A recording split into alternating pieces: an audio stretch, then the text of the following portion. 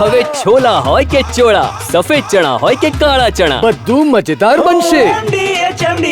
તો રાજ્યમાં વધુ 11 તાલુકાઓને વિકાસશીલ તાલુકા જાહેર કરાયા. કદવાલ, ઉકાઈ, ગોવિંદગુરુ, લીંબડી, સુખસર, ચીકદા વિકાસશીલ જાહેર કરાયા. રાહ, ધરણીધર, ઓગડ, હડાદ, ગોદર, નાના પોંઢાને વિકાસશીલ તાલુકા જાહેર કરાયા. વિકાસ કામો માટે વાર્ષિક ₹2 કરોડ અપાશે. વધુ માહિતી આપી રહ્યા છે પોલિટિકલ એડિટર કિંજલ મિશ્રા.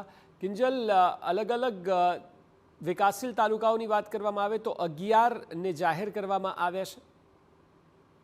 જી બિલકુલ, દેખો 11 જે તાલુકા આપે કીધા તો અલગ અલગ જિલ્લામાંથી, જેમ કે કદવાલની વાત કરવામાં આવે, છોટાઉદેપુર છે, તો તાપી છે, દાહોદ છે, નર્મદા છે, થરાદ છે, ઓગળ, બનાસકાંઠા છે અને મહીસાગર અને વલસાડ, એટલે કહી શકાય કે 6 જિલ્લાઓમાંથી અલગ અલગ જગ્યા તાલુકાઓ છે તેમને વિકાસિત તાલુકા તરીકે જાહેર કરવામાં આવે છે. તેની માટેનું જે બજેટ છે તે પણ ફાળવવામાં આવ્યું છે. 17 જે તાલુકા રચના કરવામાં આવી હતી તેમાં જે કુલ ગામો હતા એના 50% ગામોથી પણ વધારે ગામો જૂના ગામો હતા જે વિકસિત તાલુકામાં તબદીલ કરવામાં આવ્યા છે અને તાલુકામાં તેનો સમાવેશ કરવામાં આવ્યો છે. જ્યારે સર્વગ્રાહી વિકાસની વાત કરવામાં આવતી હોય છે ત્યારે તાલુકા સ્તરે પણ વિકાસ થાય તે પ્રકારનો જે અભિગમ છે તે અભિગમ કેળવવામાં આવ્યો છે. તેને ધ્યાનમાં રાખીને વિકાસનું સૂચકાંકના 44 સામાજિક અને આર્થિક જે નિર્દેશાંકો છે તે ને જાળવી રાખી અને આ નિર્ણય છે તે લેવામાં આવ્યો છે. ચીનના દરમિયાન અનેક મુદ્દાઓ પર ચર્ચા કરવામાં આવી હતી.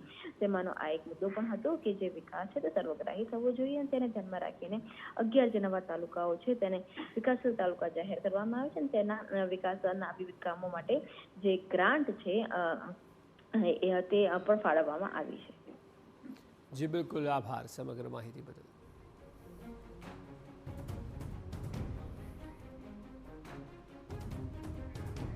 MDH કિચન કિંગ મસાલા રસોડામાં હોય તો આપણે કાંઈ પણ બનાવી શકીએ છીએ. રીંગણાનો ઓળો, બટેટા ફુલાવર, ભીંડી મસાલા અને બીજું ઘણું બધું.